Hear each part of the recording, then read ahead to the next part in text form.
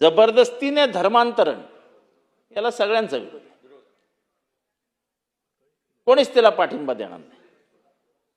पण अध्यक्ष महोदय, जेव्हा कायद्यात डॉक्टर बाबासाहेब आंबेडकर यांनी धर्म स्वातंत्र्याचा अधिकार देऊन ठेवलेले आहेत, त्याच नावाने महाराष्ट्रामध्ये बिल आणणं हे मूळ कॉन्स्टिट्यूशनला छेद देणार आहे.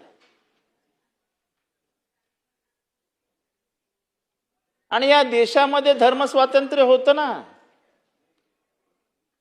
आमचे भातखळकर साहेब मित्र म्हणाले की बाबासाहेब आंबेडकरांनी सांगितलं, मी बुद्धांनी जे सांगितलं ते मी केलं. आम्ही तेच म्हणतो की बुद्धाने धर्म का सोडला? बुद्धाने धर्म सोडल्यानंतर कित्येक शतकं भिक्खूंच्या हत्या का झाल्या? याच्यावरती या देशामध्ये अनेक वर्ष विचार झाला.